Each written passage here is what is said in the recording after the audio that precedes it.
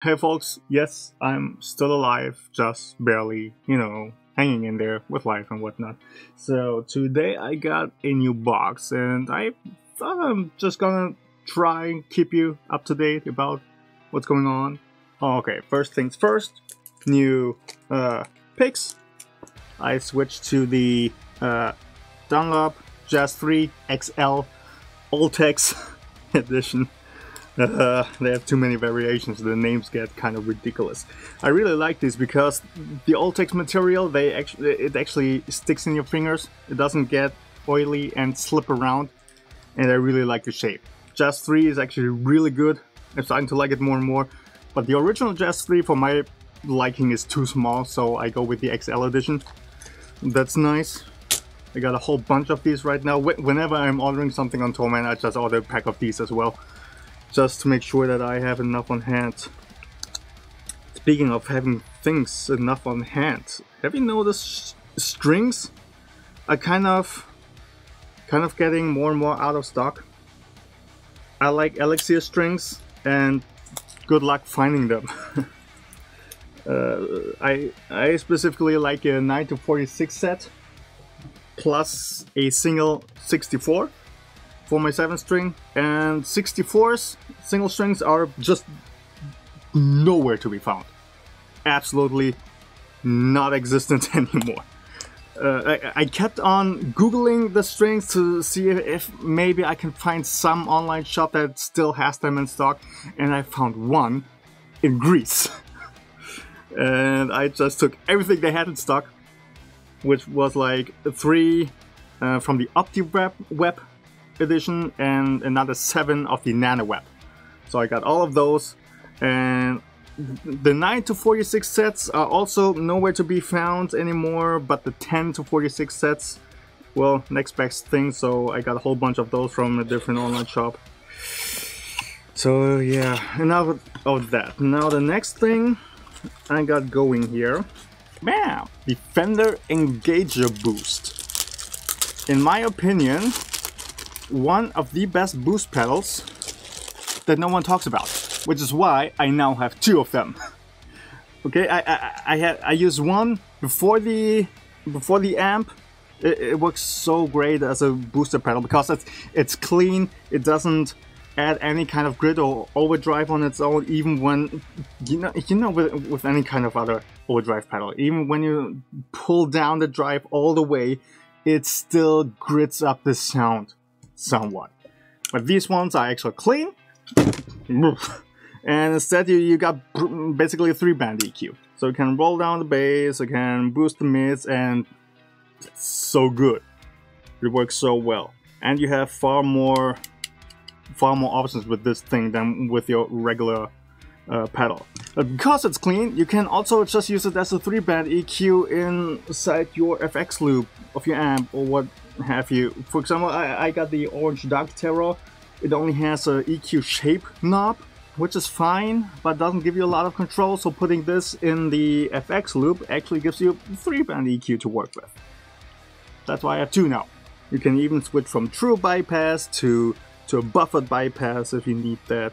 Okay, you can switch the middle boost frequency from 800 Hz down to 400 Hz, I think it's somewhere along those lines.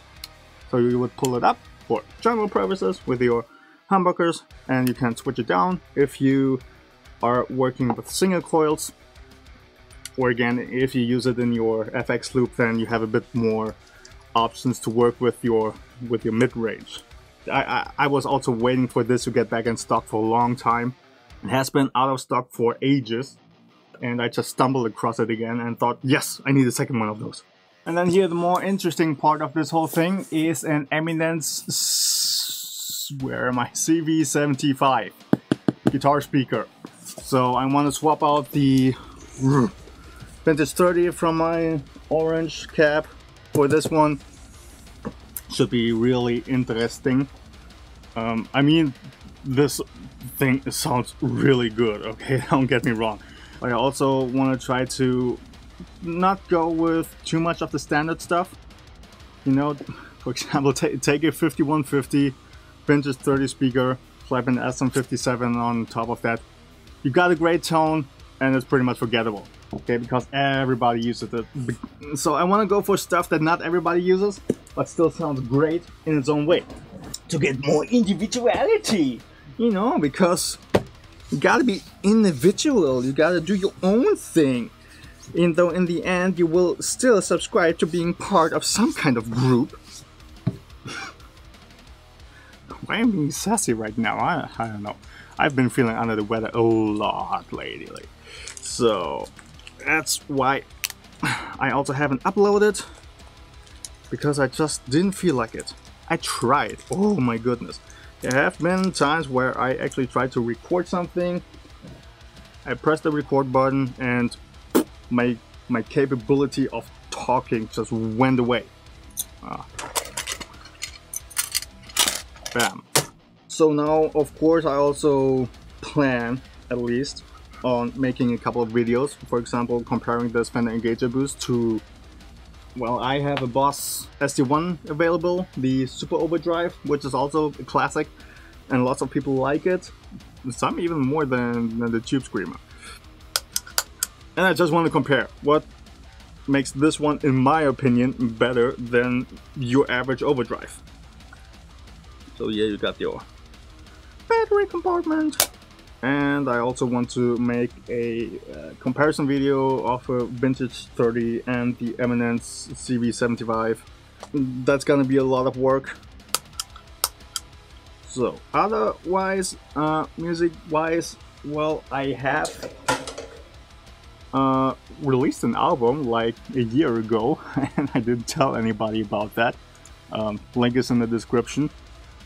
It's a different project that I want to focus on.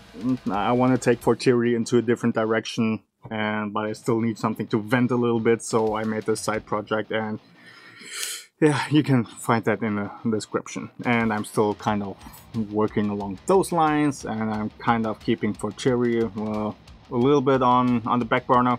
There's some schmutz here on my keyboard. Also, update. I put Seymour Duncan Blackouts into my solo guitar. That was an interesting project. I ran into a couple of problems that I had to work around with, but now everything works. Sounds great. Battery is somewhere in there flying around. So yeah, as you can see, I also need extra dampening up here because these pickups are just so incredibly sensitive. This is very much a drawback of reverse headstocks. You have these long parts of the lower strings that have a lot of potential to just wiggle around and swing by themselves, and then when you have sensitive pickups, they pick everything up. So you kind of need more foam under there. A right way up headstock would not have that problem so much. It's easier to dent the higher strings than the lower strings. So I guess that's it for this video. I'm just trying to get the hang of making videos again, I suppose. That's what this is about, pretty much.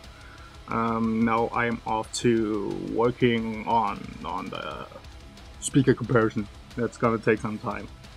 Gonna have to just reamp the eyes over and over again. Now with different mic positionings, and then put the other speaker in, and then same mic positionings, so you get a clear picture of how the two speakers really differ. That's it for this video, I suppose, and I shall see you next time.